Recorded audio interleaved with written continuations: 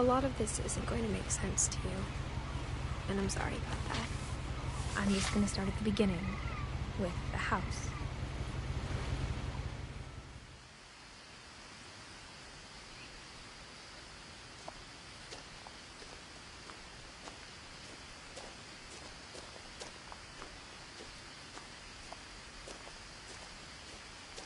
I lived here until I was 11, but I wasn't allowed inside half the rooms.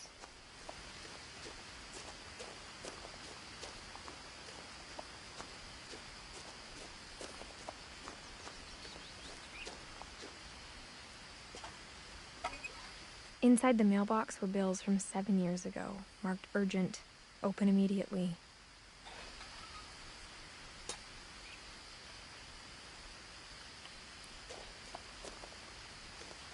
I hadn't been back since my brother Lewis's funeral.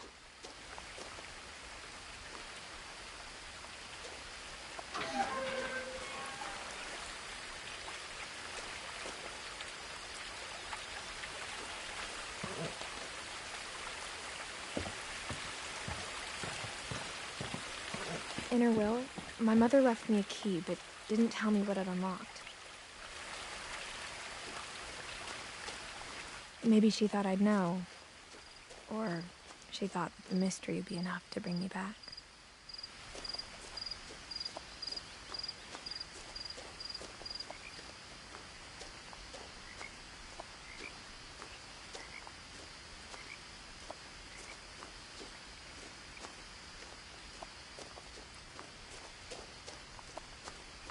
No one had driven this way in a long time, but I saw a few hoof prints.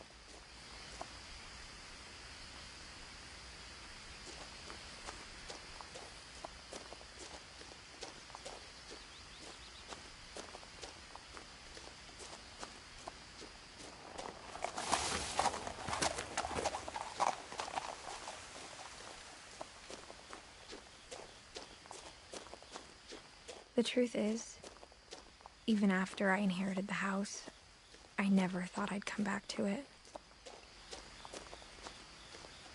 But now I had questions about my family that only the house knew the answers to.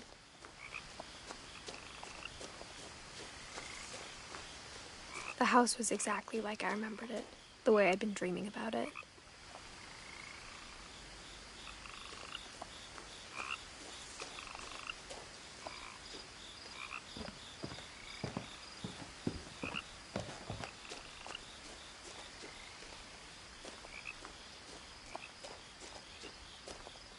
As a child, the house made me uncomfortable in a way I couldn't put into words.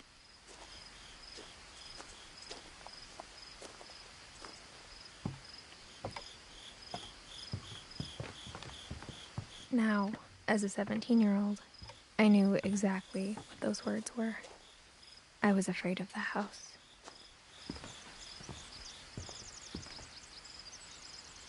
I hoped the key might unlock the front door. It didn't. Looking in, I felt like the house itself had been waiting for me.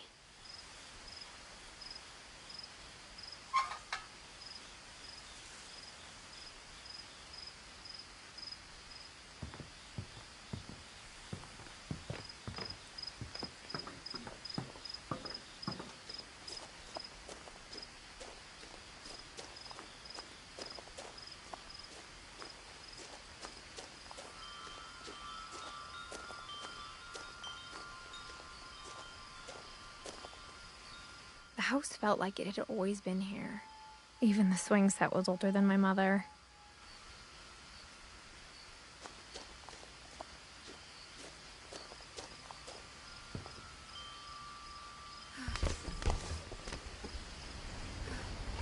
Crawling through the doggy door used to be a lot easier when I was 11.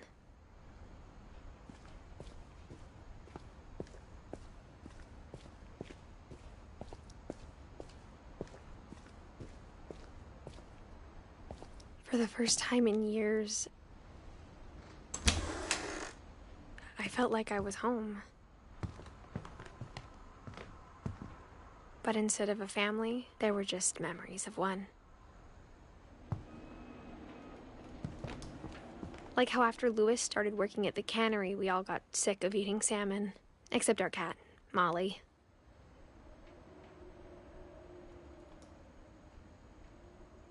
Or how only one restaurant would deliver to our house, so we had Chinese a lot.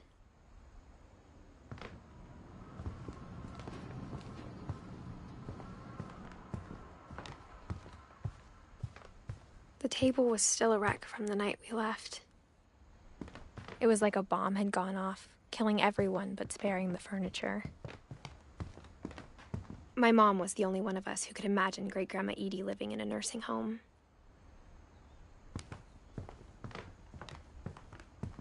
Nothing in the house looked abnormal. There was just too much of it, like a smile with too many teeth. Even the fireplace had a story. Edie told me the bricks came from the original house, after it sank.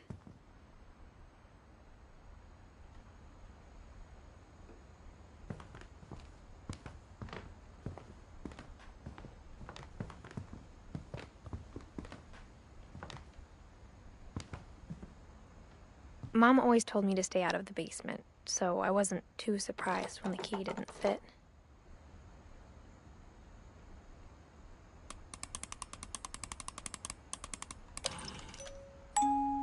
Great-Grandpa Sven built a music box for Barbara, along with the rest of the house.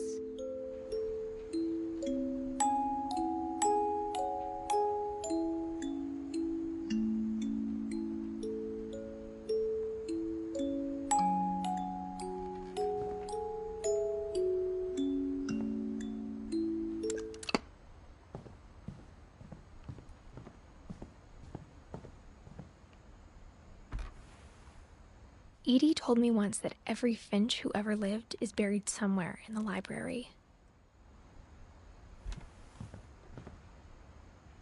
A lot of things got left behind in the whirlwind of that last night. My mom wasn't much of an optimist, but she never stopped believing that my brother Milton was alive.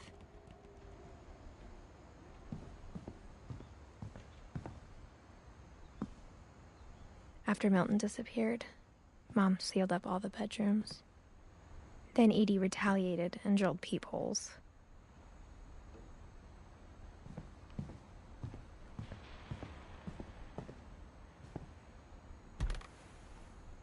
Molly always seemed like a girl I could imagine being friends with, if she hadn't died in 1947.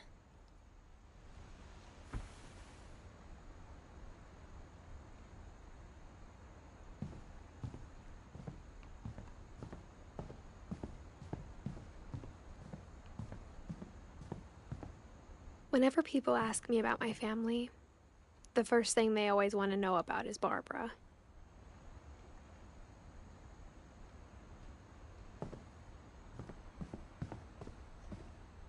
Mom must have locked the third floor stairs on the night we left. Edie's father, Odin, built the original house.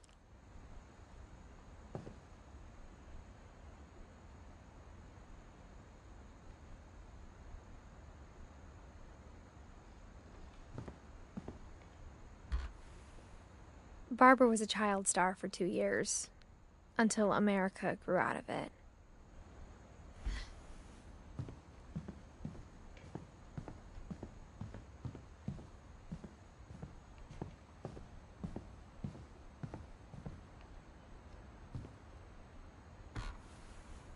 My Grandpa Sam spent 7 years sharing a room with his dead brother, Calvin.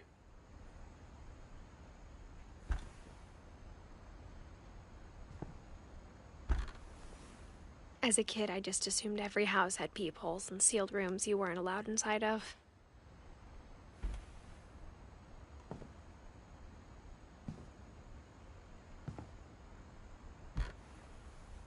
The last time I was in Edith Sr.'s room, I was 10 and she was painting my portrait.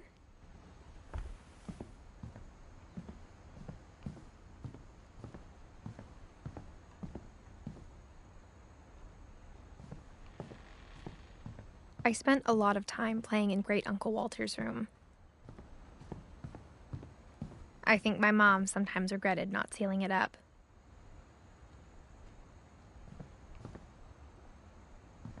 Lewis told me there were secret passages, but I never believed him.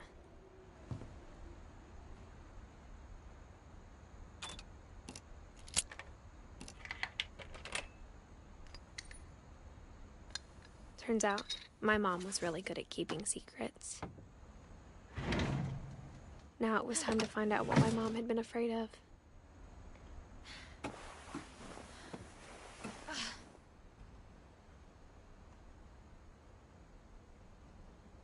From the paintings on the wall, it was clear my brother Milton had been here before me.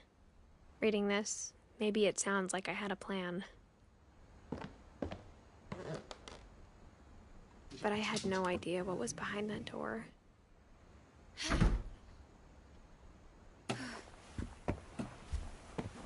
Just like I had no idea where all this was gonna lead. I grew up looking at Molly's room through the peephole. Molly's gerbil had a tiny bedroom with its own even tinier gerbil cage. Being inside for the first time, I felt like I'd stepped behind a painting.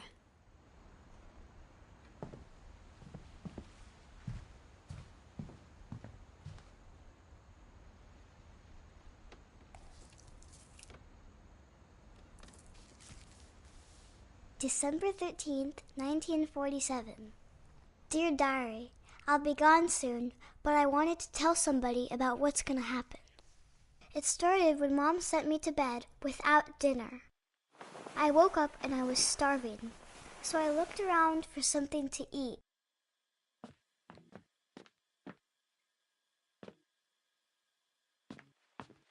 My Halloween candy was all gone. The gerbil food was dry, but I didn't mind it.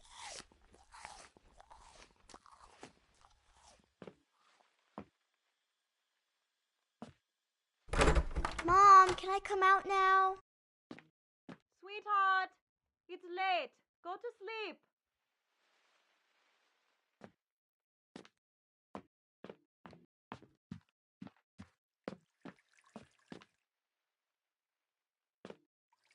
I thought about eating Christopher, but I held back.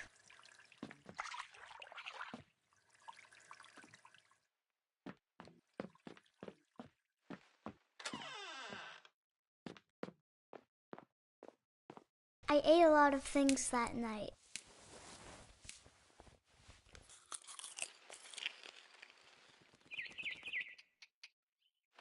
I kept eating and eating.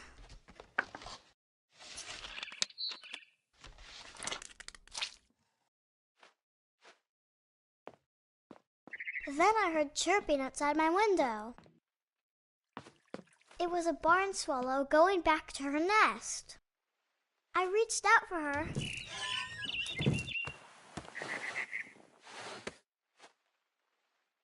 And suddenly, I was a cat.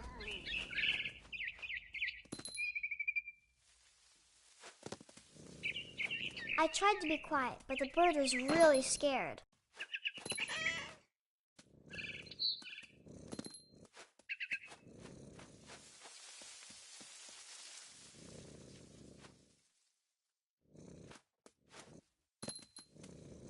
Mom and Dad didn't even look at me.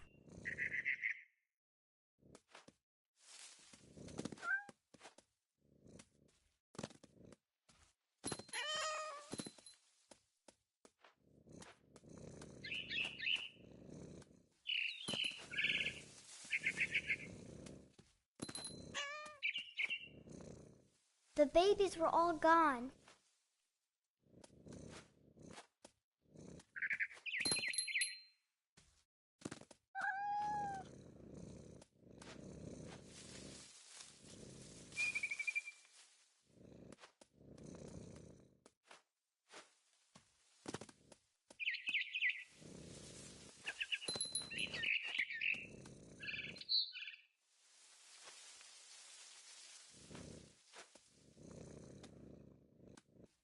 I jumped and I almost got her.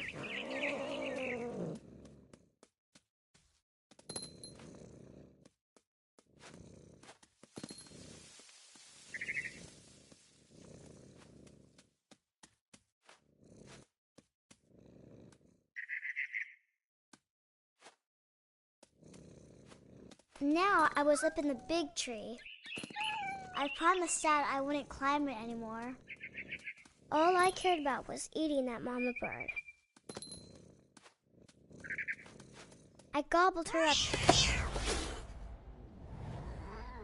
And suddenly, I was an owl. First, all I heard was the wind. Then I heard little teeth nibbling in the grass.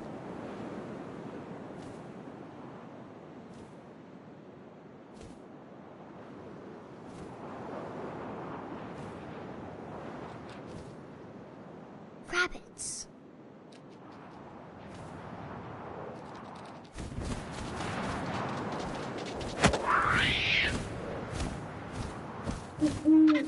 I imagined his face looking up and seeing mine through my talons. I swallowed him up, and I didn't chew one bit. Then I flew off to find something bigger.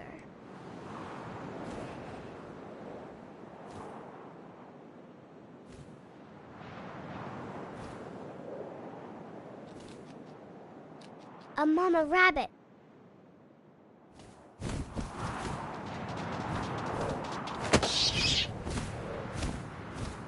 She was almost too big to carry. I started choking, but I couldn't stop eating. And suddenly, I was a shark.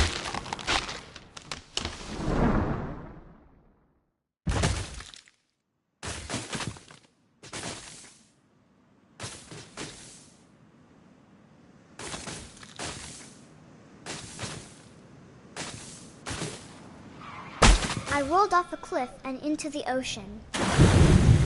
Now, I was hungrier than ever.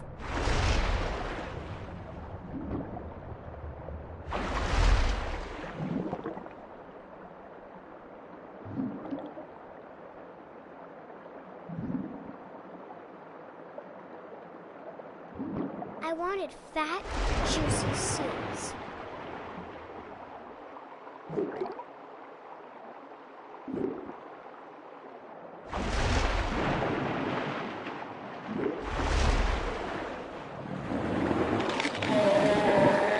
I tore off her flipper, and it tasted really good.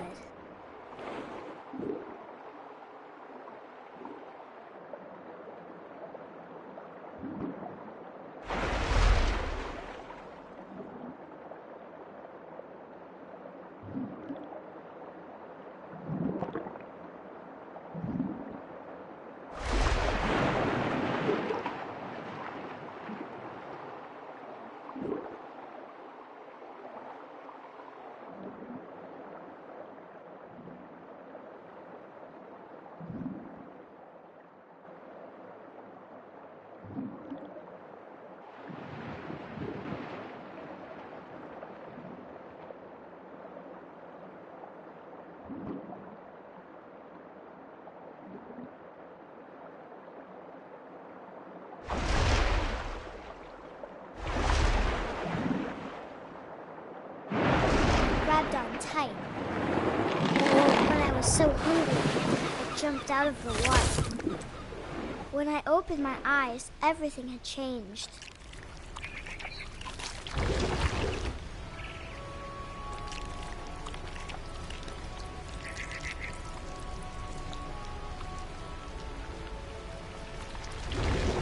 Now I was a monster, and I smelled people everywhere.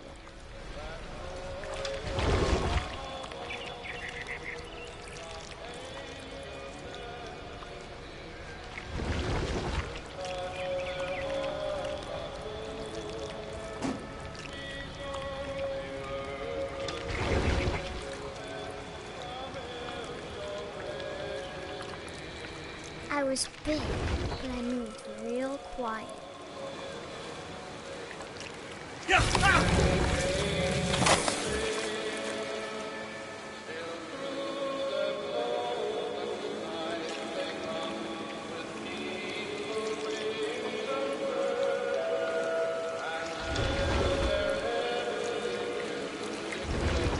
I wanted to stop, but also I didn't.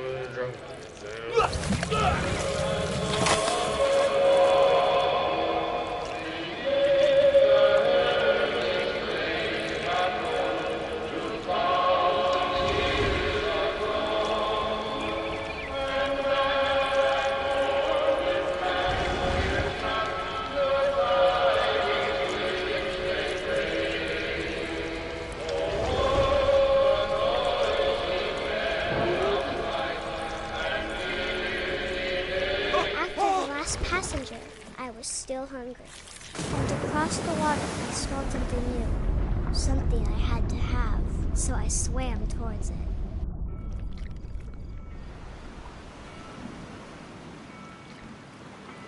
I slithered onto the sand, and the good smell went into an old pipe.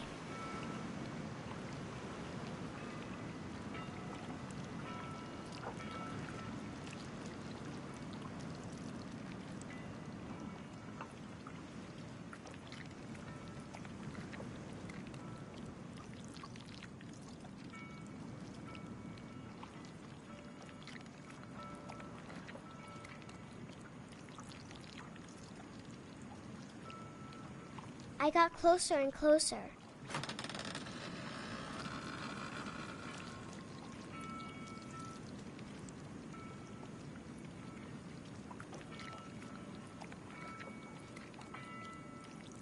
All of my stomach started growling. And suddenly, I was me again. I held my breath for a long time, but I couldn't hear anything. I think it's waiting for me to fall asleep. But it's not going to wait much longer. It needs to feed, and we both know I will be delicious.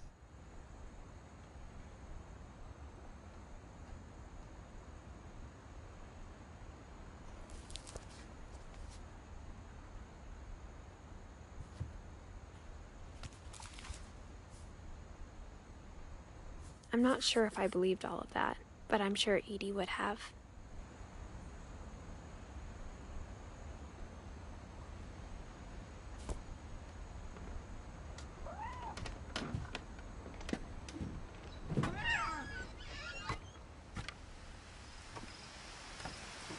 This will be obvious later, but my mom never told me any of these stories.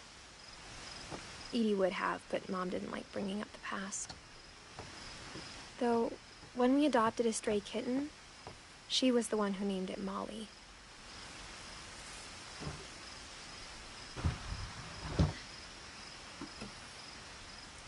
I spent a lot of time in Great-Grandma Edie's room. We got along, and it was a good place to hide from my mom.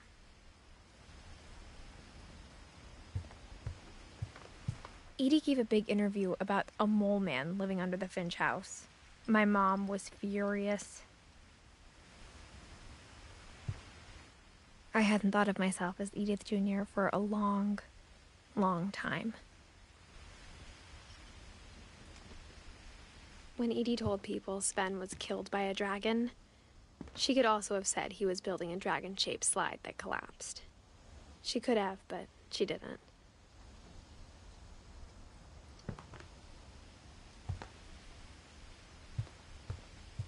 Her room was like a museum.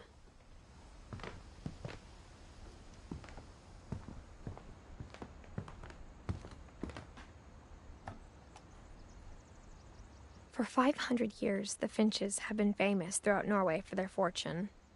And Odin Finch buries the latest victims of the family curse, his wife Ingeborg and their newborn son, Johan. On January 7th, 1937, he set sail with his family and his house, hoping to leave the curse behind. But 40-foot waves off the coast of Washington send the house and Odin to the bottom of the sea.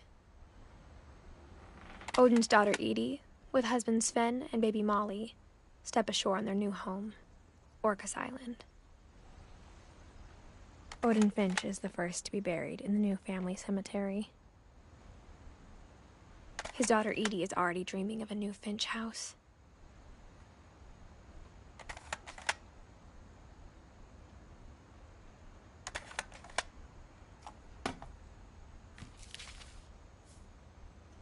Whatever's wrong with this family, it goes back a long ways.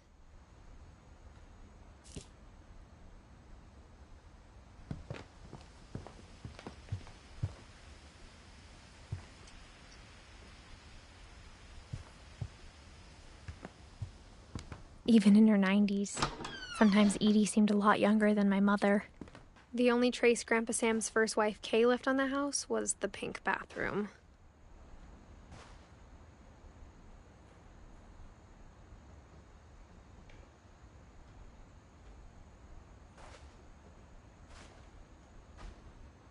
It was a pretty big trace.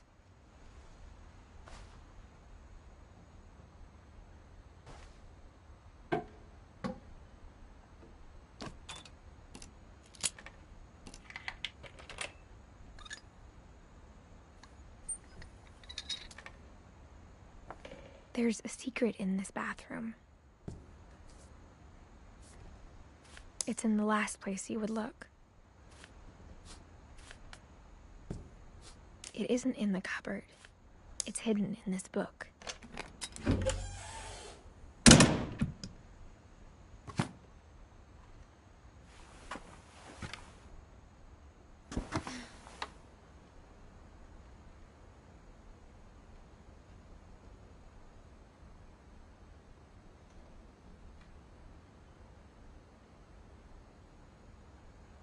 Sven gave Sam an old camera he'd refurbished. He never put it down.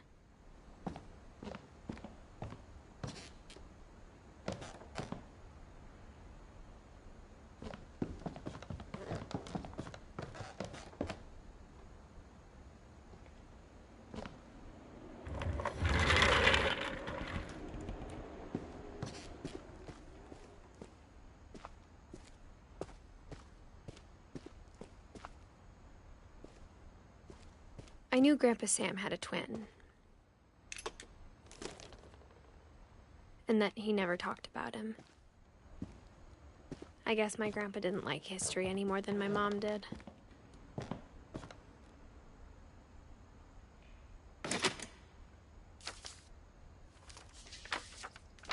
How I Want to Remember My Brother by Sam Finch. The thing I remember is that when he made up his mind, that was it. My brother said he'd die before he ate another mushroom, and he did. At Barbara's funeral, we swore we'd never be afraid again, and he wasn't. I think Calvin always wanted to fly. Sam! Calvin! Dinner's ready! Coming! But that day, he finally made up his mind to do it. I told him going around was impossible. Maybe if I hadn't said that. Calvin! I'm not gonna tell you again! Maybe if the wind hadn't picked up. Then maybe he'd still be here. But I doubt it. I think he'd already made up his mind. That's what I want to remember about my brother.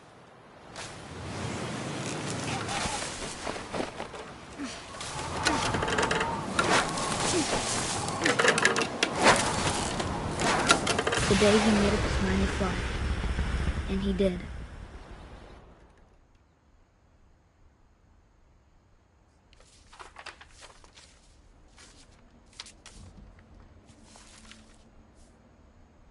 Calvin's story felt strangely familiar. When I was younger, I remember trying to do the exact same thing.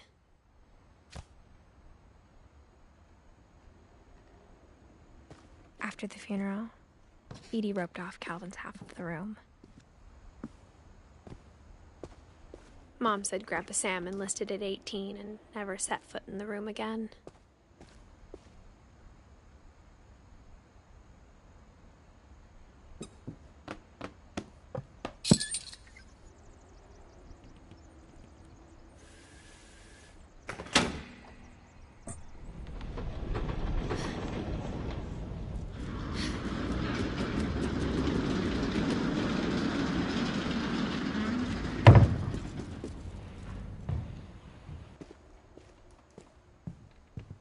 The passages were a pretty tight fit.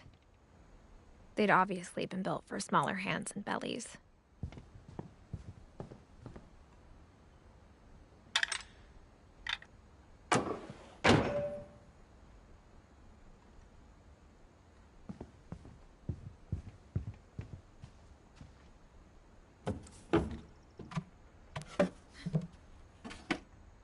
Growing up, I always thought of Barbara as a child star.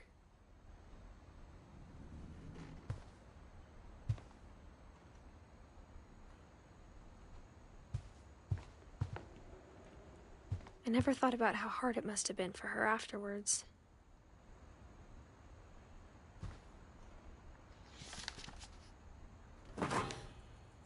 Of all the stories people wrote about Barbara's death, I'm surprised Edie saved this one.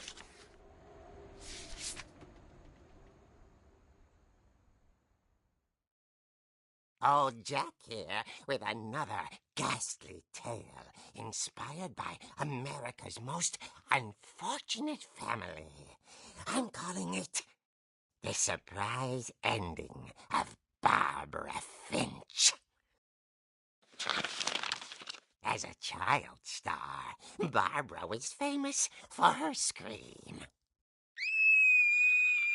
Now at 16, she was all washed up. A has-been.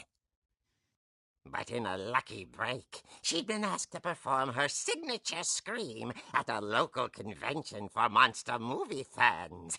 It was just the boost her career needed. Unfortunately, her scream hadn't aged well. Getting better. I think you just need the right motivation. Her biggest fan and current boyfriend, Rick, was about to demonstrate when...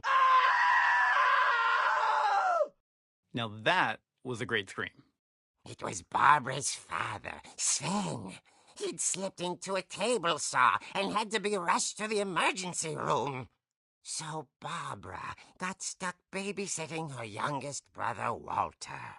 Her convention comeback was cancelled. Okay, I'm hearing frustration, but I'm not hearing terror.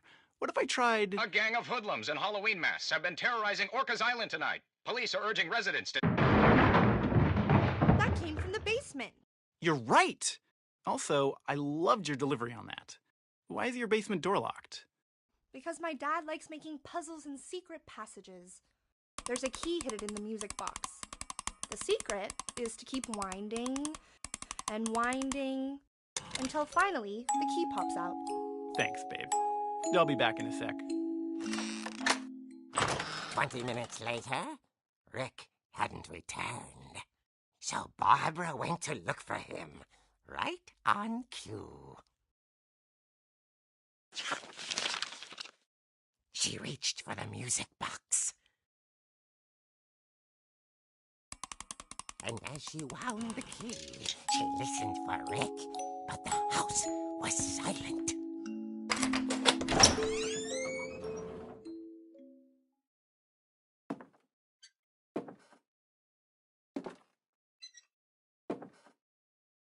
She found Rick's crutch and imagined the worst.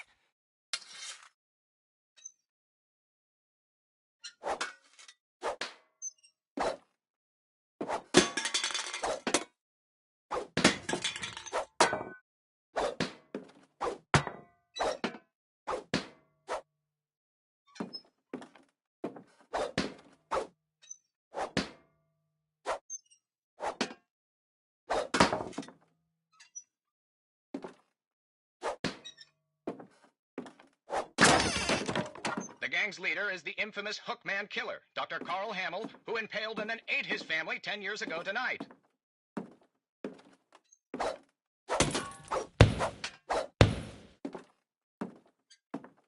Old fridge rattled and grew still.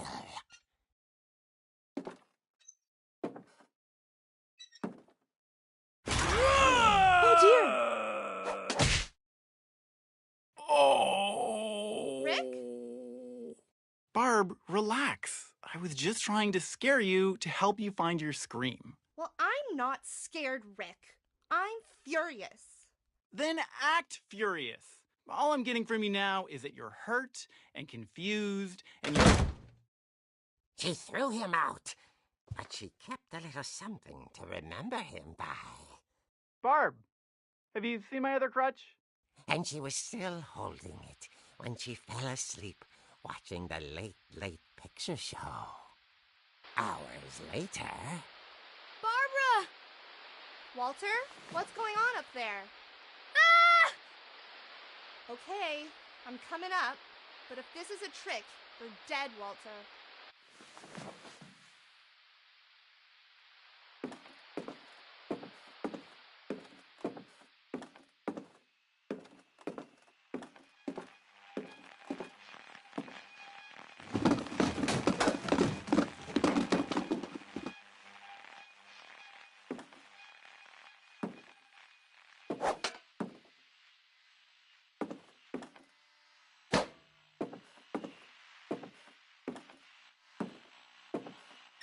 Walter, are you there? Walter had vanished, but his bedside radio was still on. Orcas Island police describe the man as 6 feet tall, with a steel hook for a hand. Residents are urged to lock all doors and windows and notify the police of any suspicious activity. Barbara turned, saw the hook man, and was speechless. He was quite smashing. And there he was. He couldn't get enough of Barbara. Okay, Barbara, there's gotta be another way out of here. That night, she played her part beautifully.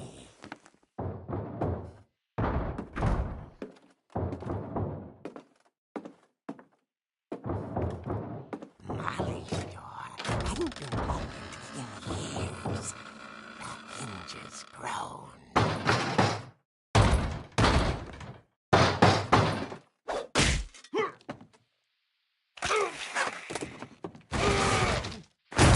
He wasn't moving, but she sensed the story might not be over yet.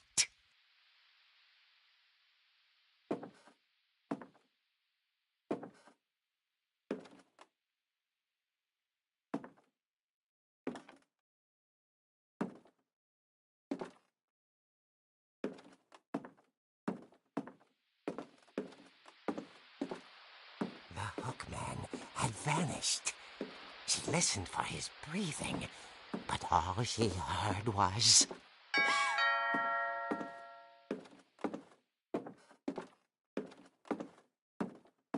At the door, she heard whispering. It was coming from inside the house.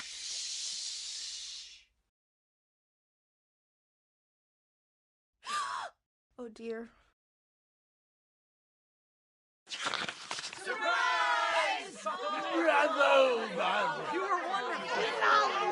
The monsters had come to surprise her. For Barbara, it was a dream come true. Then she saw what kind of monsters they were, and she realized what was about to happen.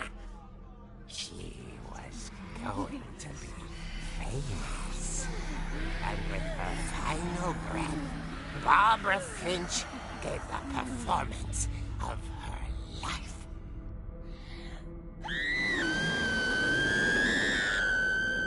I wasn't there myself, but I hear Barbara was magnificent. Poor girl. She had a taste for stardom. But unfortunately, so did her fans. Of course, the police blamed it all on poor Rick, who disappeared the same night. And little Walter? Hiding under his bed the whole time. He took it all pretty hard, but that's another story. As for Barbara, tucked inside the music box is all they ever found of her. Her ear. Now that's what I call a real eerie tale.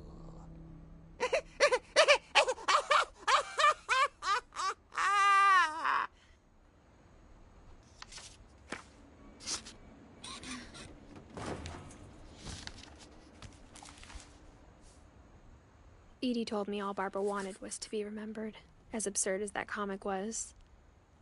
Maybe what Edie saw was a happy ending.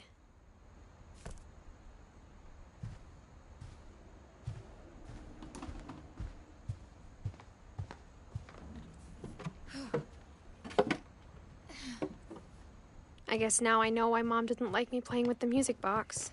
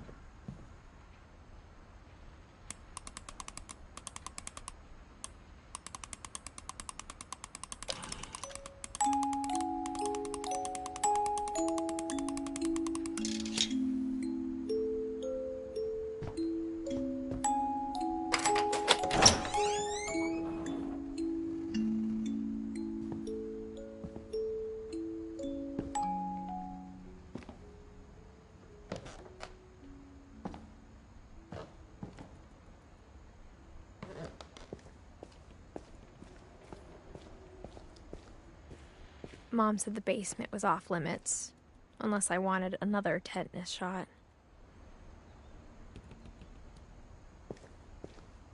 I saw Edie sneak down to the basement once, carrying packages. I thought maybe she was hiding presents. It turned out she was hiding a lot more than that.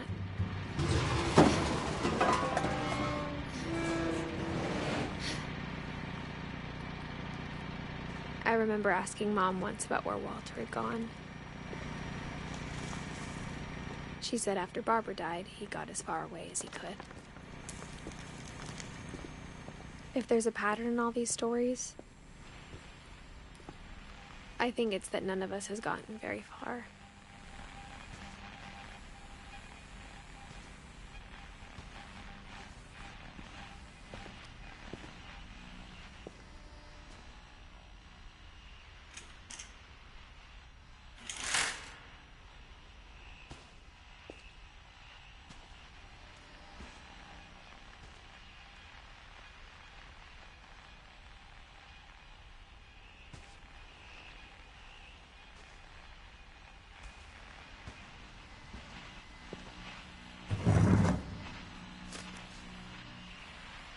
Goodbye, everyone. I can't believe I've been down here for 30 years. On that first day, after the shaking started, I didn't think I'd survive a week.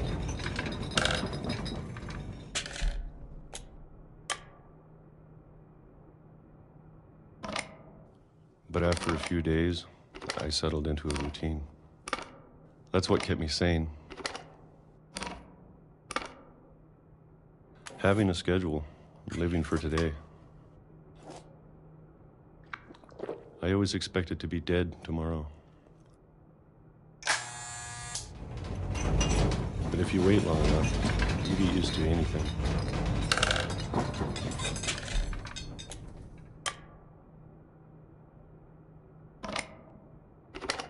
Even a monster on the other side of the door starts to feel normal.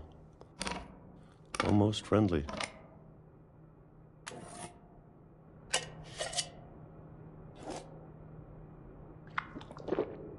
And then one day, everything just stopped. Whatever that thing was, it was gone. Maybe it got tired of waiting. Or maybe I just got tired of being afraid.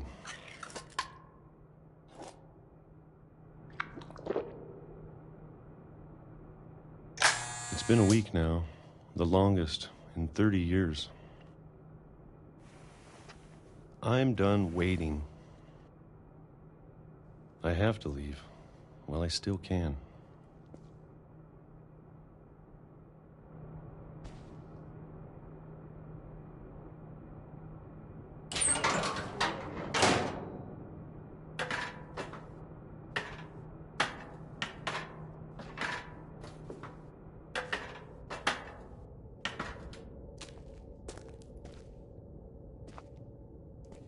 I know it's out there somewhere. Whatever killed Barbara and Molly and Calvin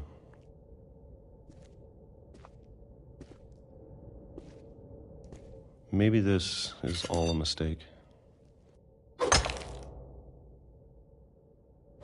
But I need to stop living the same day, even if it kills me.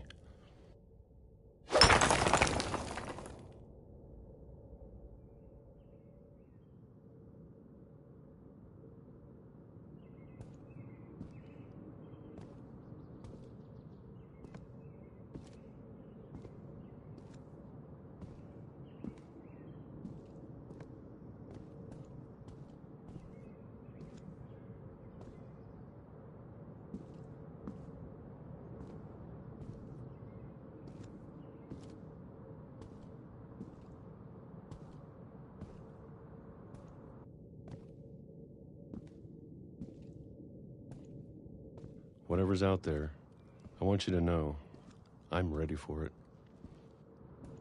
I'm going to appreciate all of it, especially the food. I don't mind if I only have a year left. Or a month. Or a single week. I'd be happy with one new day. I can already imagine the sun on my face.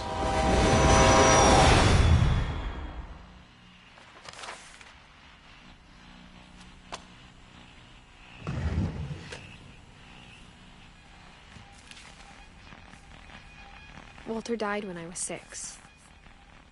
I can't believe my mom never told me he was down here.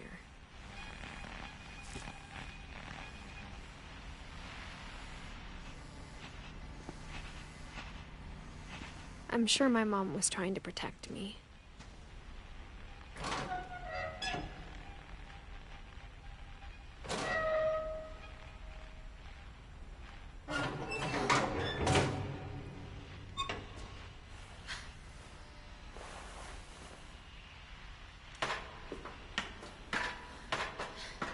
Maybe she was afraid I'd end up like Walter.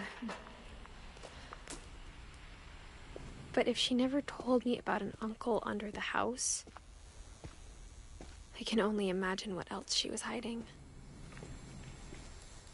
I don't want to make the same mistakes she made. Trying to bury something that's still alive.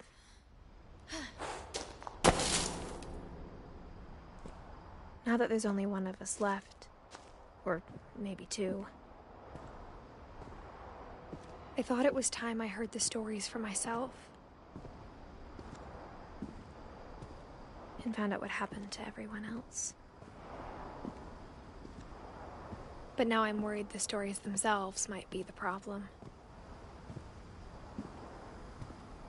Maybe we believed so much in a family curse, we made it real.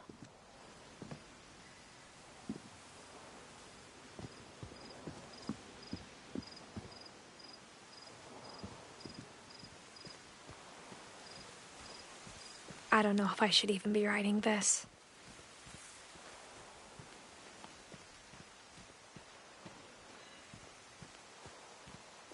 Maybe it'd be better if all this just died with me.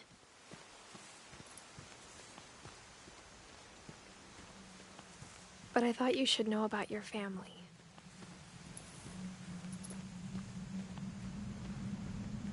And the history you're a part of.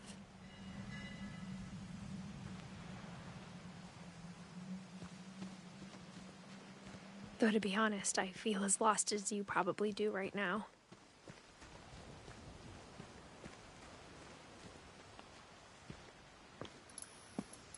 I think the people in these stories believed them, for what that's worth.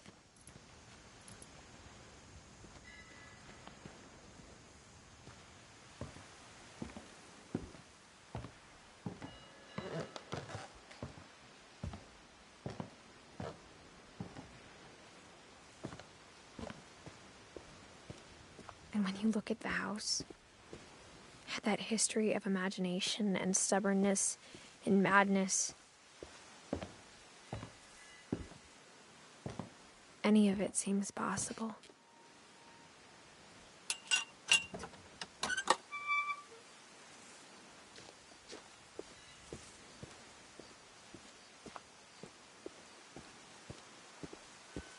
I think we've been surrounded by death for so long, we've just gotten used to it. What kind of family finishes building a cemetery before starting the house?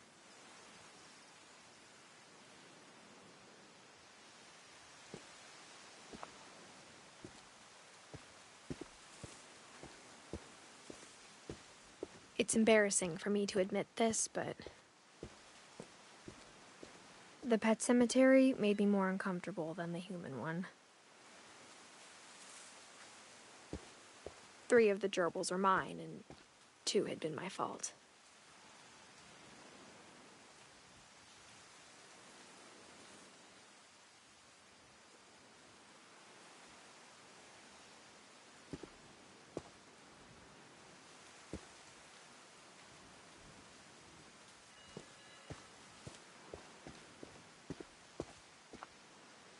Sven built the house, but it was Edie who designed the cemetery.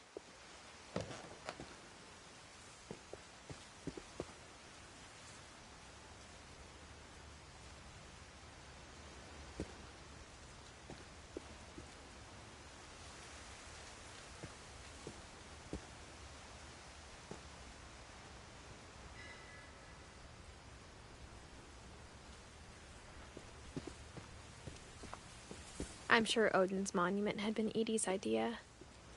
My mom was always trying to move on, but for Edie, the past never went away.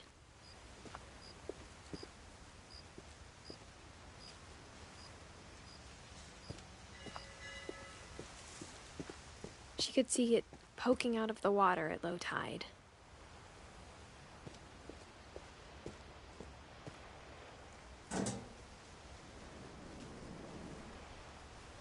Edie said she dreamed about the old house every night.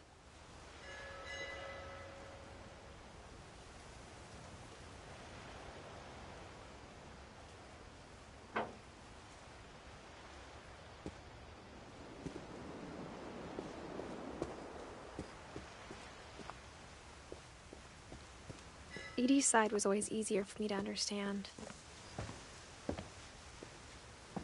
But the older I get, the more I can see where my mom was coming from.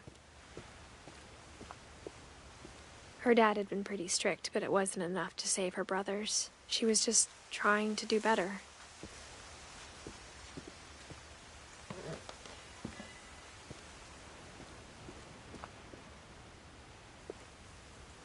She lost 2 of her brothers, just like I did. I get why she tried so hard to protect us.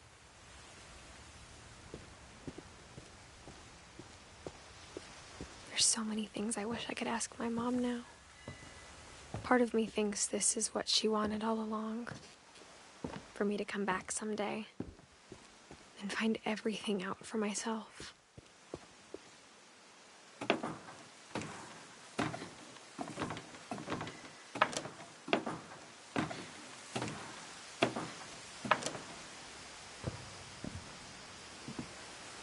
But looking back on it now, if she told me there was going to be so much climbing, I never would have come when I was 22 weeks pregnant.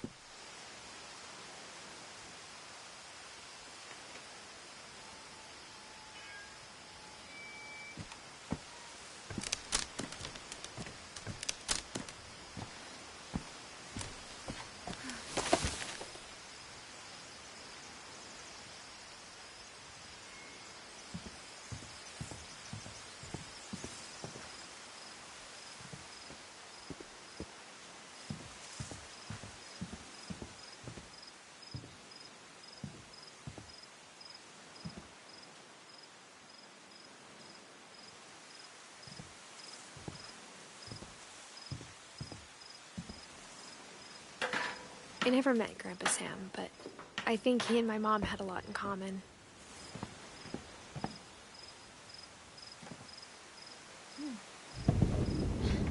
They were both pretty intense.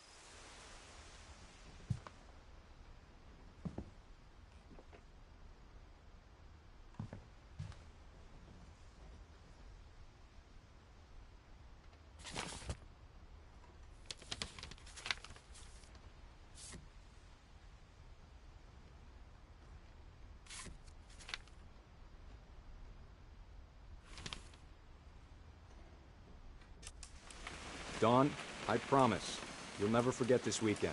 Yes, sir. These memories are gonna last a lifetime. Hmm? What? Am I gonna have to shoot anything? It's a hunting trip, Dawn. Shooting is strongly encouraged.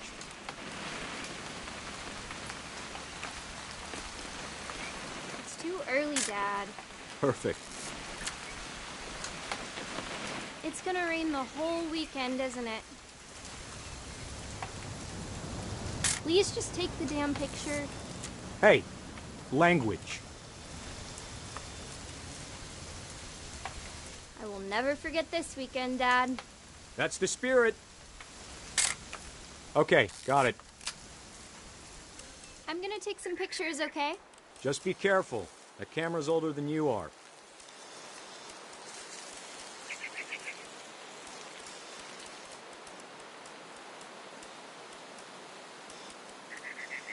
You're right, Dad. It's starting to clear up. Still freezing, though. Definitely should not have drunk all that coffee. Hey! That's a keeper. I'm just saying, I'm not always gonna be here, Dawn. You'll need to remember this stuff, if you want to survive. I'll be fine, Dad. You know who else thought he was gonna be fine? Some guy who died. Dawn, I'm being serious. I know, Dad. You're always serious. Doesn't being out here make you want to chill out? Well, to tell you the truth, I haven't been out here in 20 years. Dad! Good eyes, Dawn.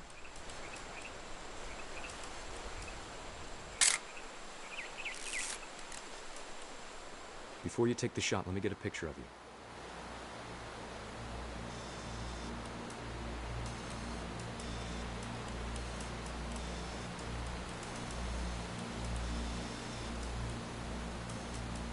Dad, I...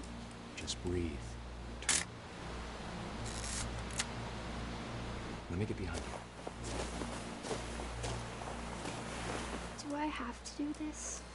Dawn, you don't have to do anything. But if you want to survive, you'll need to be strong. Great shot, Dawn!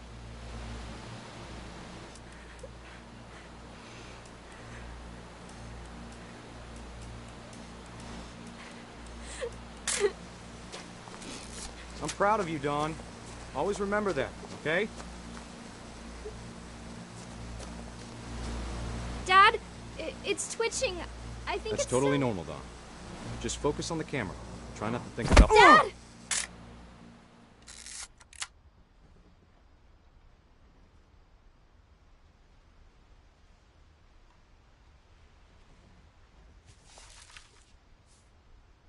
Of all these stories, that's the one I wish most that my mom had told me.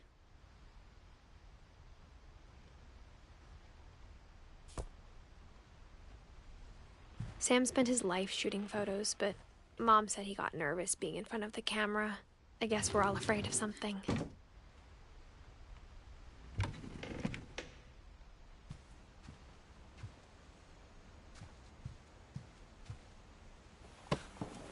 After Sam died, my mom and Edie got really close. They'd both lost a lot.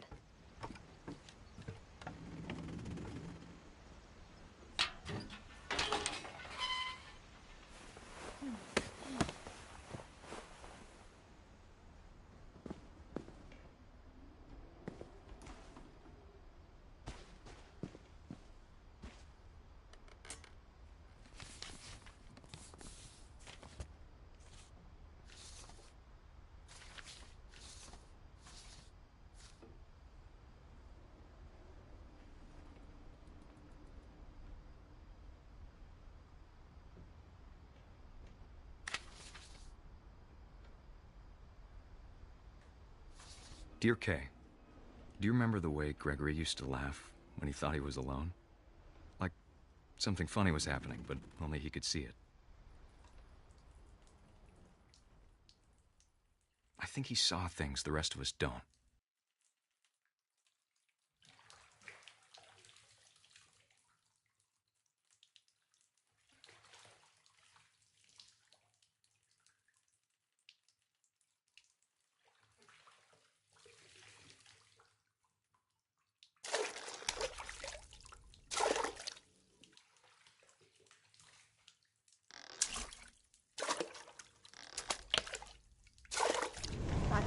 Gregory, it's time to...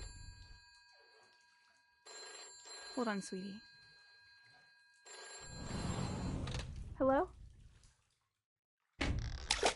Sam, I told you I don't want to talk right now. I wonder what he saw.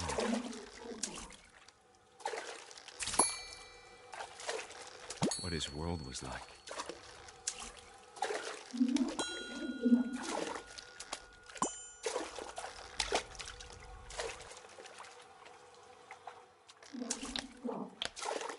He reminded me so much of Calvin. Lost in his imagination.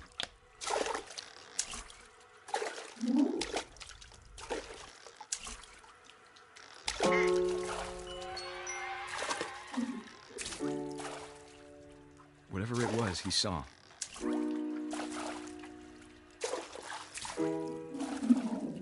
It sure made him happy.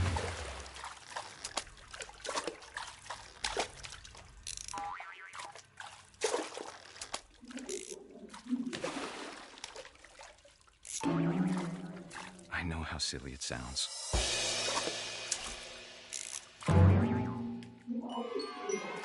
But I worried about a baby being too happy. But I could feel him slipping away. Sorry about that, Gregory. I know you did everything you could. Maybe if I hadn't called that night. Damn it. Hold on, I don't want Gregory to hear this. I wish he could have told us about the world he saw.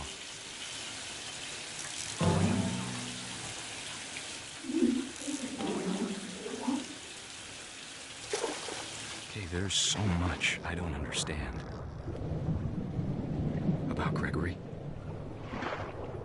About everything.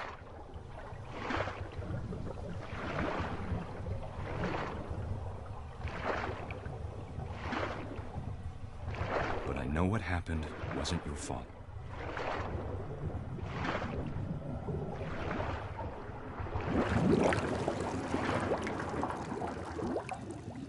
I'm sure he's happy. And he'd want you to be happy too. Good luck, Kay. Love, Sam.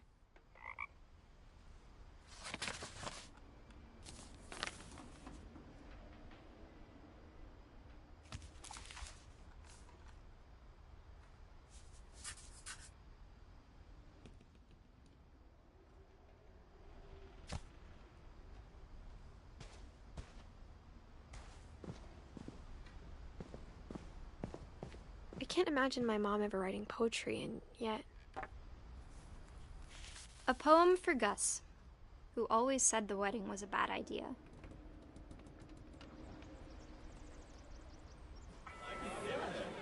Our father never hit us kids, at least not very hard, before the day my brother said with teenage disregard that he'd be dead before he'd see a wedding in our yard.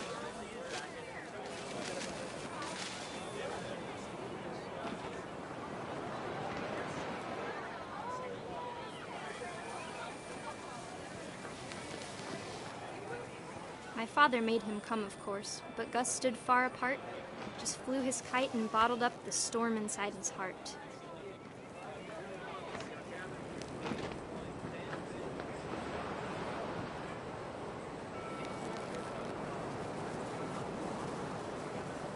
I tried to talk him out of it, but though he'd never met her, we don't need a stepmom were the words that I now remember. pronounce you husband and wife.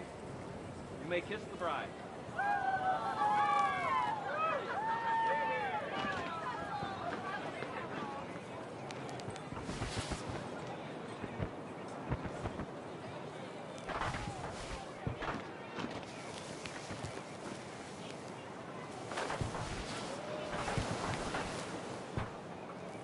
When the time for photos came, Dad ordered him to come here. But Gus declined, and as a sign held up his middle finger.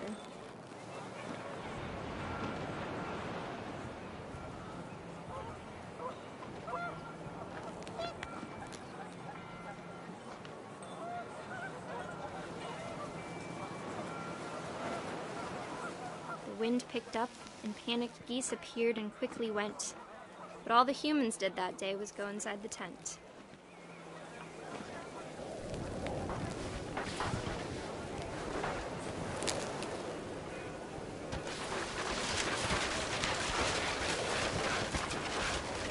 The rain came down in buckets then, but no one seemed afraid that nature might destroy the tent our dad had crudely made.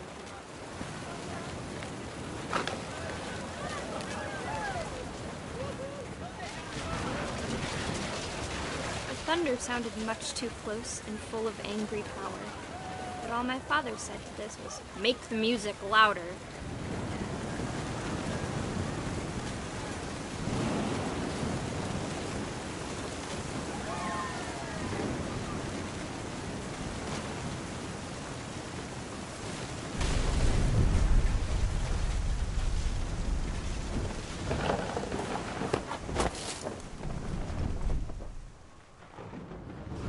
I wish that I could truly say I thought about you on that day. Out there on the beach alone, just you, the wind, the sea, and foam. But I didn't, until we found you.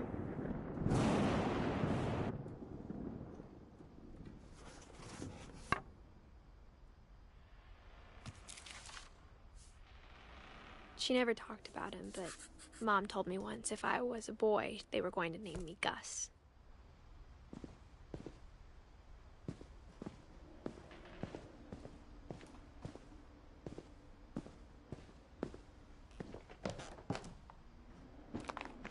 My mom moved up to the loft after her brothers died. At the time, it was as far away as she could get.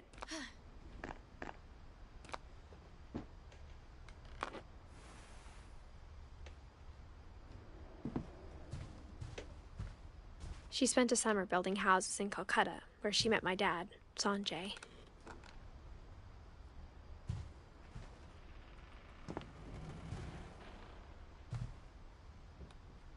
Religion was another thing my mom never talked about, but I think it helped her a lot after her dad died. My mom moved to India a week after graduation and got a job teaching English. Louis was born a year later. When my dad died, I don't think Mom knew where else to go. I'm sure Edie was happy to have her back. The house had to get a little bigger, but Edie was used to that.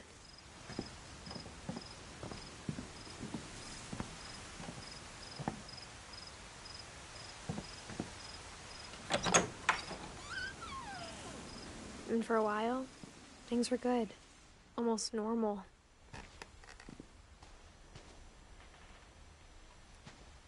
But it didn't last. The beginning of the end was Milton's 10th birthday, when Edie gave him a castle.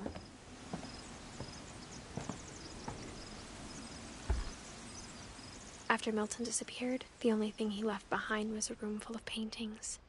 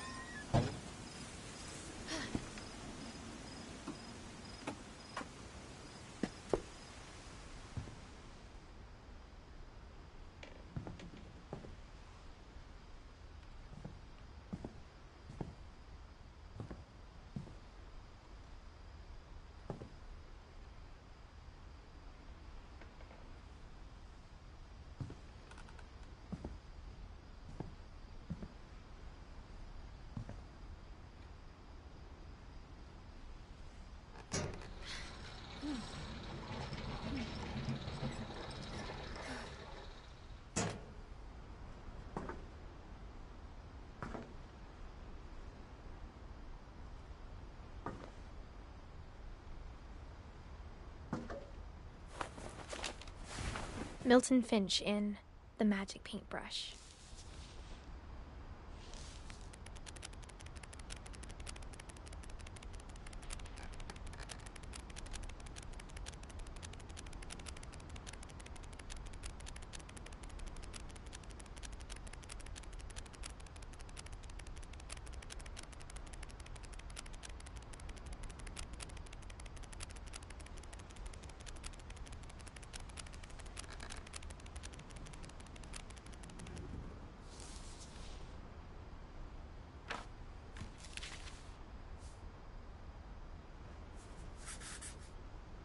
was 4 when Milton disappeared.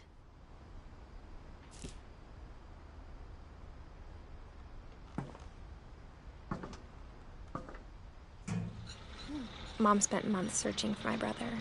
Then she sealed the doors.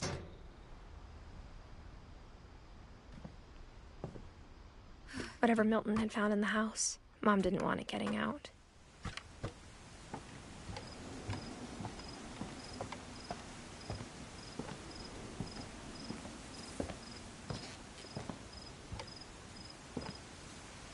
Mom definitely blamed Edie, but I think Louis blamed himself.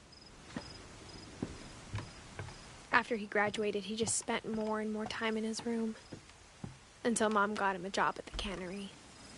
Everyone always told me to stay out of Louis's room, except Louis.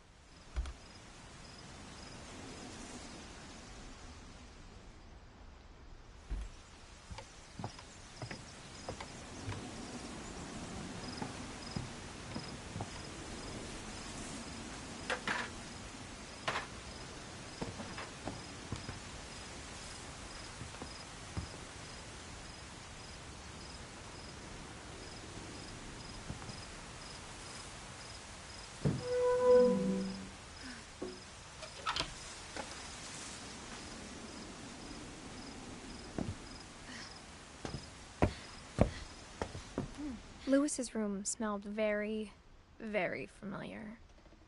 That part of him lived on.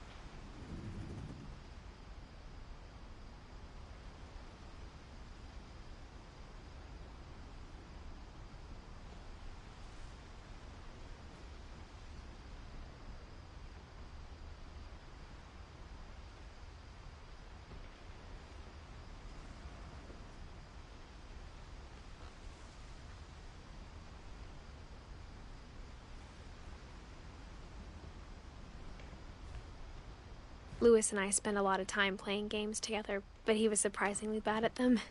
He died a lot.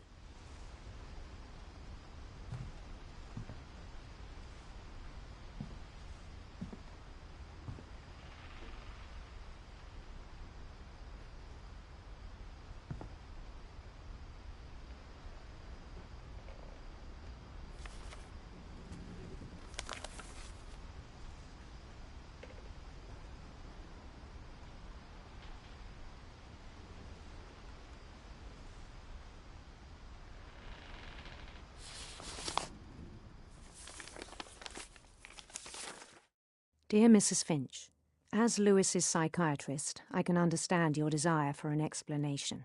As I see it, the trouble began in January, shortly after we convinced your son to seek treatment for substance abuse. Newly sober, I believe Lewis first noticed the monotony of his daily life.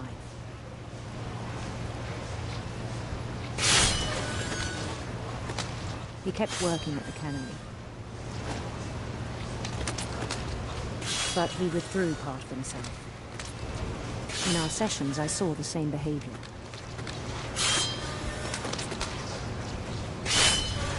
His mind began to wander. I asked him to describe it.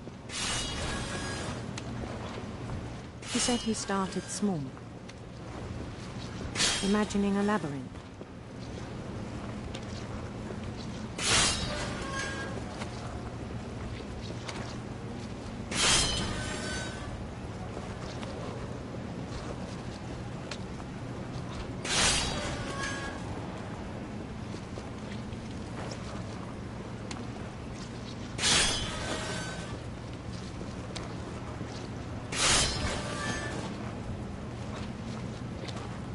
He'd feel his way about. Then something moved. Bats. And toads.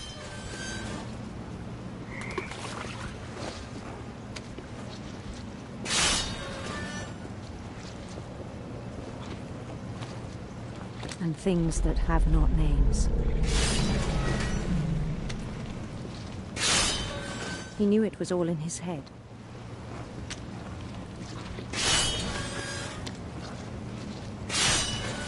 But he took it very seriously.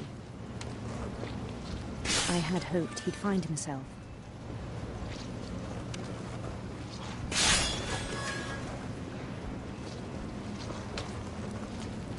But he found something more.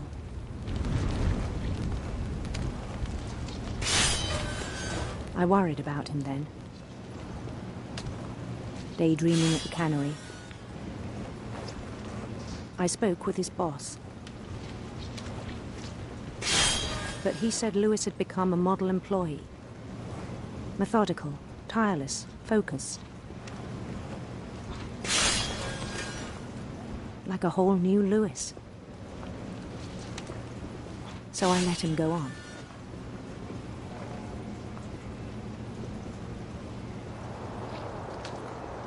I even encouraged him. It seemed very promising at first. He told me he'd made a new friend.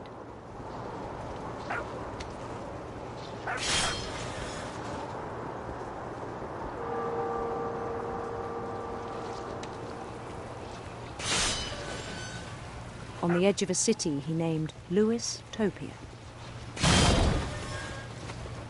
He built the city up slowly, brick by brick. Then he made musicians.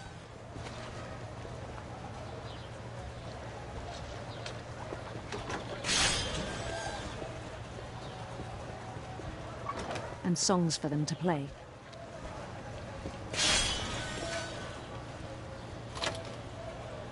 He talked about starting a band.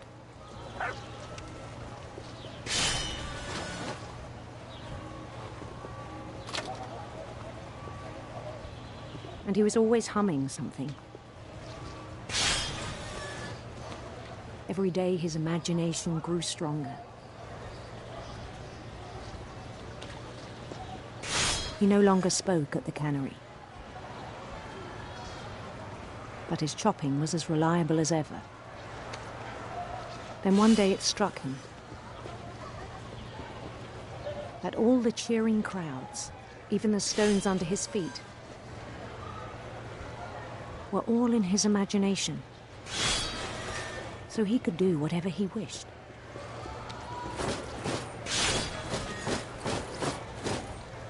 He held an election for mayor. And he won. They begged him to stay, but his mind was already wandering.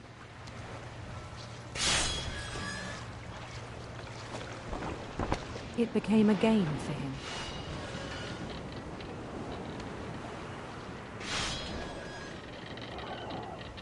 He'd conquer a city, then immediately push on.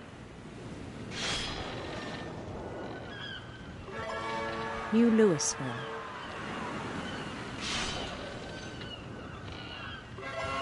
St. Louis. He started drifting away from our reality.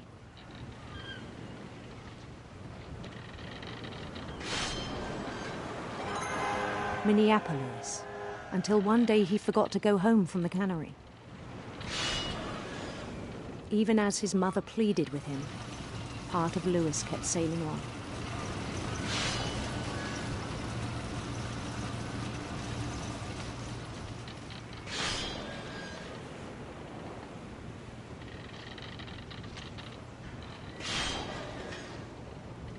In Louisburg, he heard rumors of a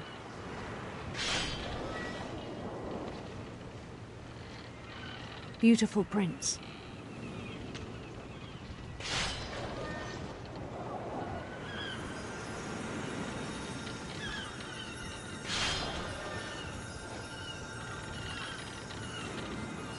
The prince was on his own quest for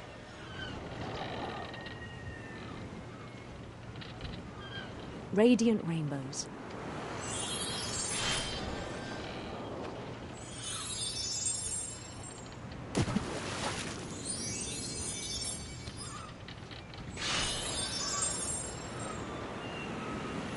He followed the sound of his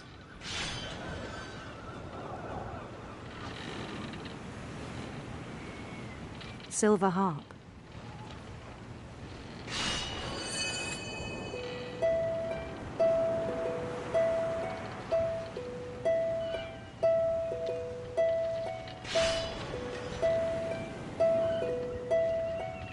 His chase led him to a golden palace east of the sun and west of the moon.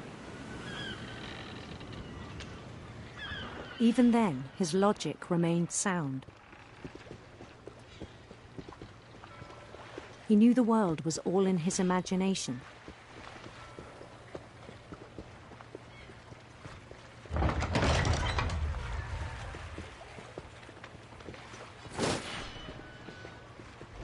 But he was so proud of having created it. In his own eyes, he'd become something greater than a king.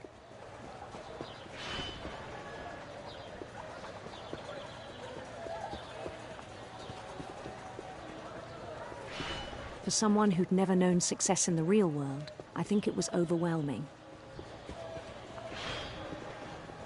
And then it struck him that the real Louis was not the one chopping salmon, but the one climbing the steps of a golden palace.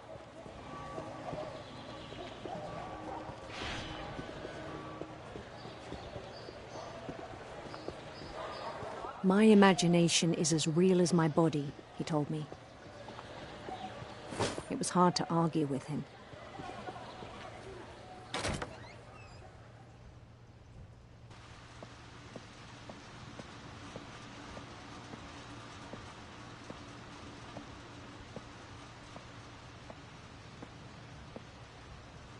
He began to forget the world we know.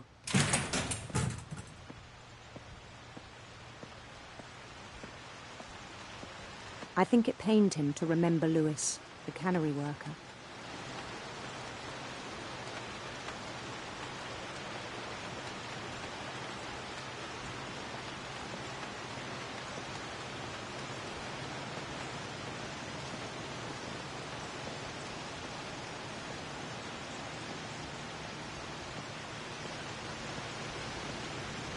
He began to despise the man with a royal contempt.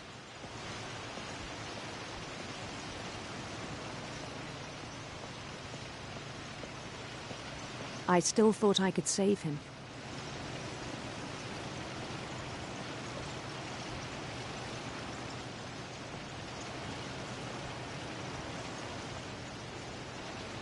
Even after he said he was being crowned king over all the lands of wonder.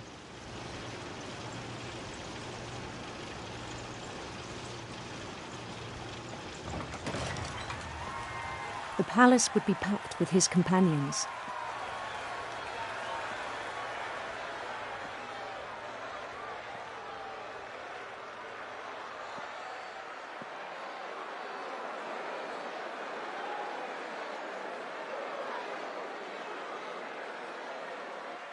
including the wise Calico who'd insisted on advising him.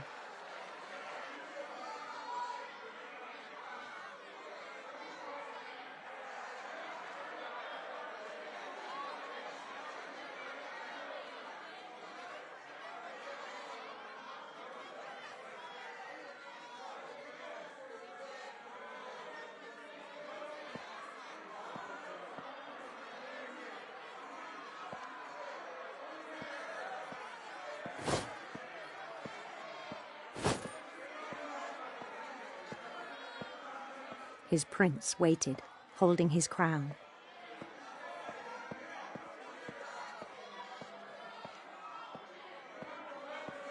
There was only one thing left to do.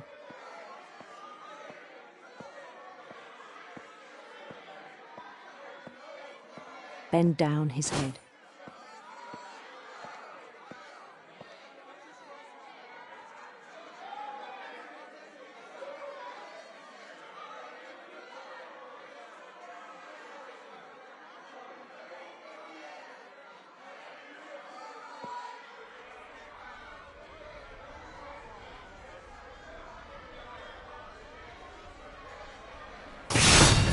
And the rest I think you know. Mrs. Finch, your son was a kind man who will be missed by all of us who knew him.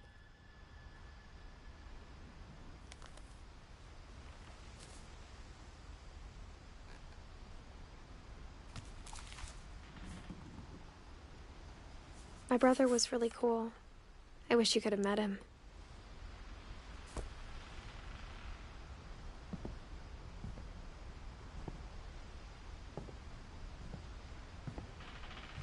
He was so proud of being Indian. I think for him, it was a way to be something other than just a Finch.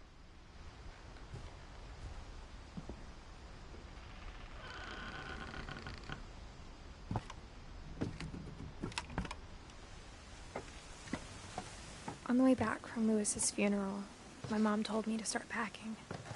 She waited until the day before we left to tell Edie. I'm not sure if she wanted to make it easier or harder.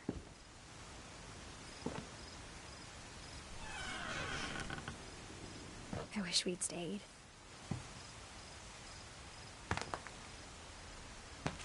But I understand why we left.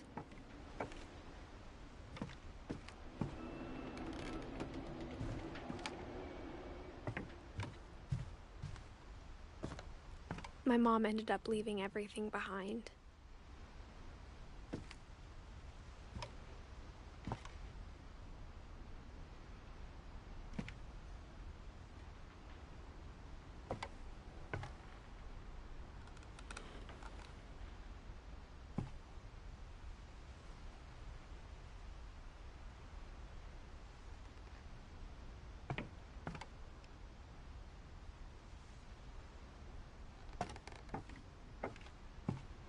What happened that night had been coming for a long time. Maybe it should have come sooner.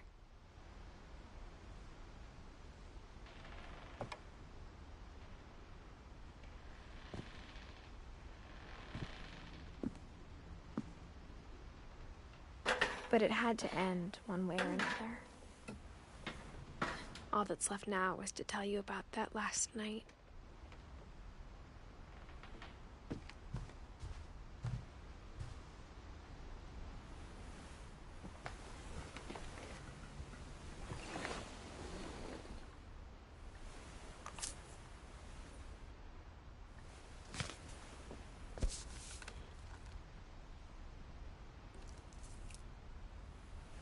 That whole last day, Edie just watched us pack and didn't say a word.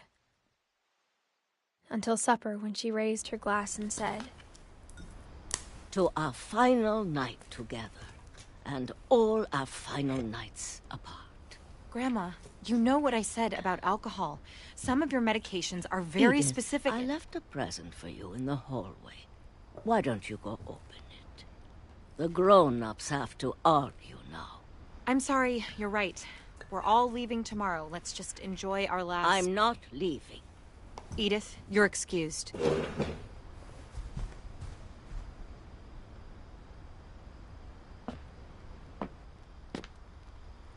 The power had been shut off that morning, but Edie always had plenty of candles. When my mom sealed the library, I don't think she knew about the other entrance. Or that Edie had a key to it.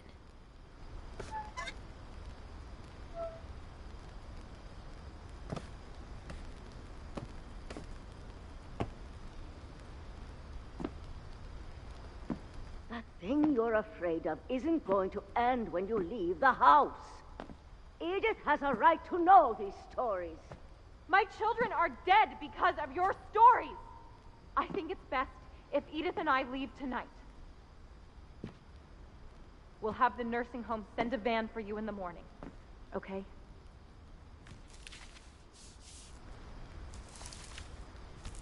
Dear Edith, there's so many stories I wish I could tell you, but there's only time for one. This is about what happened on the night you were born. That night, the tide went way, way out. It was the first and last time I ever saw the old house aground. There'd been an earthquake out in the middle of the ocean.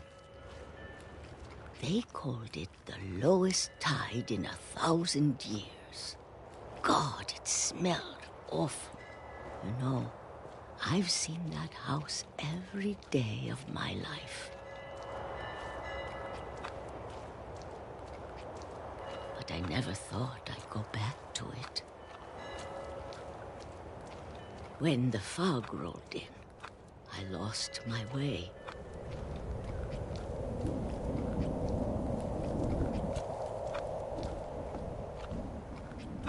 I got turned around.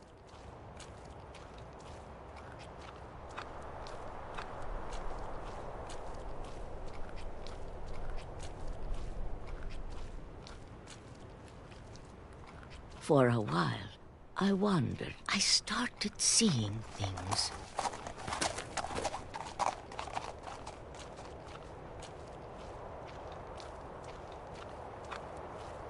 Things I'd forgotten had ever existed.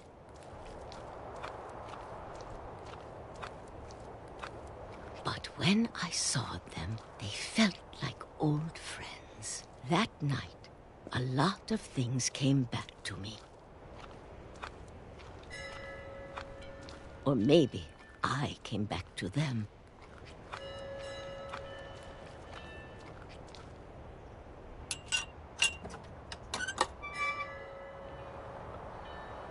Things I can't explain, but that I need you to try and... Edith, what are you doing in here?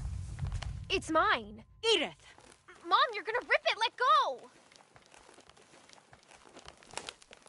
I kicked and screamed, but Mom dragged me to the car. I never saw Great-Grandma Edie again. The next morning, the van came to pick her up, but she was already gone. After that, we moved around a lot.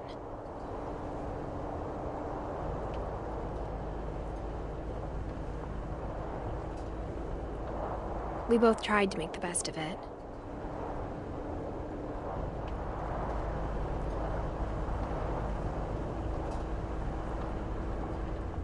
A few years went by.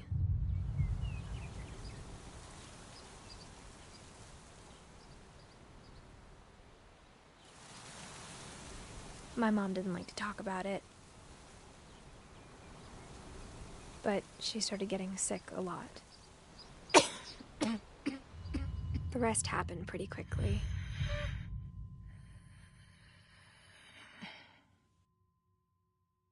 She got better for a while, and then she didn't.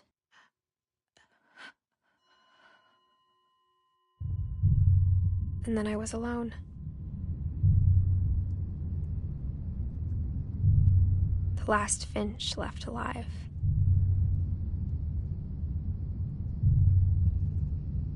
Until I found out about you.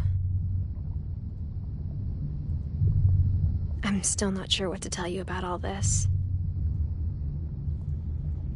If we lived forever, maybe we'd have time to understand things. But as it is, I think the best we can do is try to open our eyes and appreciate how strange and brief all of this is.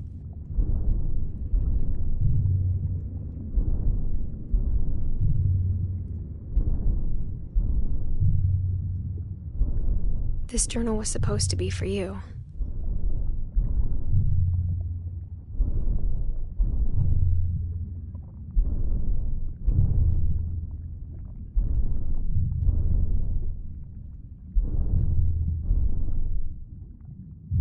But now I hope you'll never see it.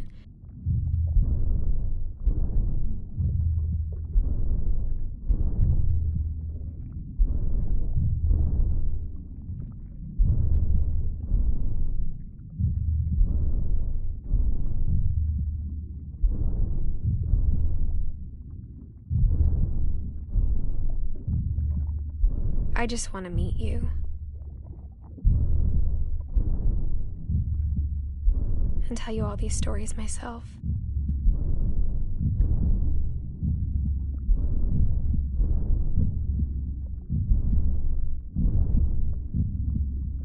But I guess if you're reading this now,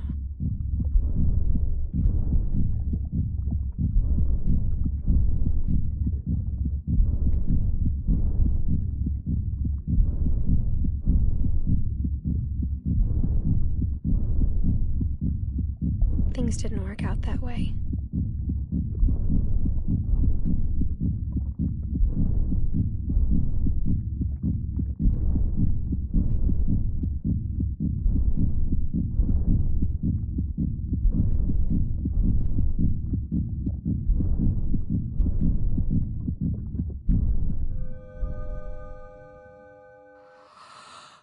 This is where your story begins.